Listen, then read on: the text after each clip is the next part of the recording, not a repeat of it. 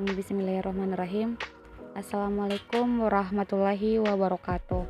Perkenalkan, nama saya Rini Safitri Amelia, jurusan Ilmu Ekonomi angkatan 2017.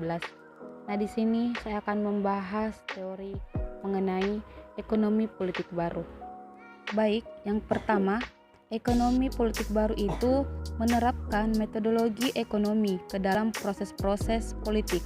Nah, di sini ekonomi politik baru itu mempunyai dua teori ekonomi baru. Yang pertama, ekonomi pilihan rasional. Yang kedua yaitu teori pilihan publik.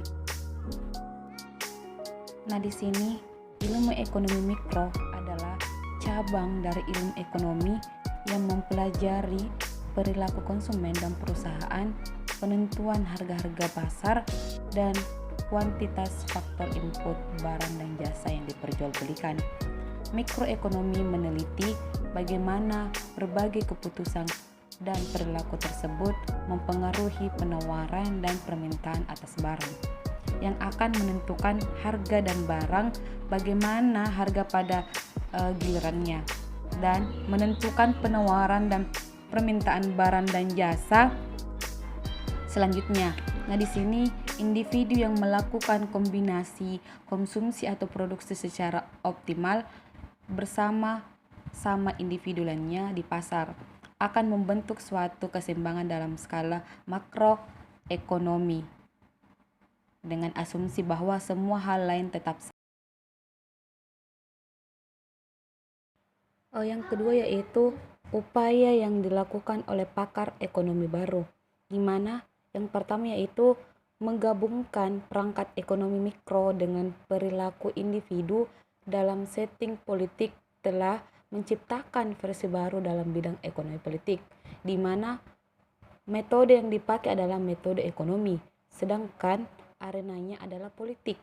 Nah, yang kedua yaitu pendukung ekonomi politik baru mengatakan bahwa mereka memang sekedar mengaplikasikan ilmu ekonomi ke ilmu politik, menerapkan metodologi ekonomi ke dalam pasar dan institusi serta proses politik. Nah, di sini kita masuk dalam teori pilihan rasional, di mana yang pertama itu Kenneth Arrow, orang yang berjasa yang memasukkan paradigma pilihan rasional masuk ke ekonomi politik. Yang kedua yaitu mengembangkan aksioma tentang pilihan terbaik dan preferensi yang sudah digagas oleh pakar klasik dan neoklasik sebelumnya. Baik, kita masuk di kaum klasik, di mana mengembangkan asumsi manusia itu selalu rasional, yang selalu berusaha memilih alternatif terbaik dari berbagai pilihan yang tersedia. Yang kedua yaitu neoklasik, di mana mengembangkan konsep rasionalitas ke proses-proses dan institusi-institusi politik. Neoklasik, para penyelenggara negara diasumsikan sebagai makhluk ekonomi yang didorong oleh kepentingan masing-masing.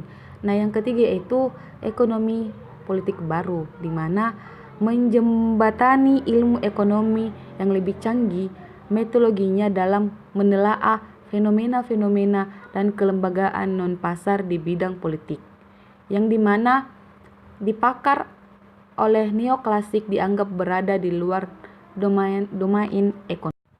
Baik, kita masuk ke teori pilihan publik, di mana seorang Samuelson dan Nordhaus mengatakan bahwa salah satu cabang ilmu ekonomi yang mempelajari bagaimana pemerintah membuat keputusan yang terkait dengan kepentingan publik.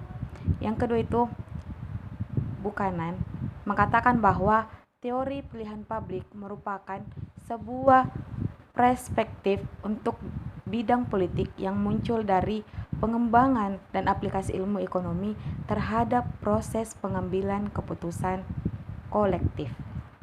Baik, selanjutnya yaitu politik sebagai arena permainan, di mana premis dasar pilihan publik adalah bahwa pembuat keputusan politik itu seperti pemilih, politisi, birokrat, dan keputusan privat itu seperti konsumen, produsen, dan perantara. di mana dia bertindak dengan cara yang sama. Mereka bertindak sesuai kepentingan pribadi. Dalam kenyataan, pembuat keputusan ekonomi misalnya konsumen dan pembuat keputusan politik misalnya pemilih biasanya adalah orang yang sama.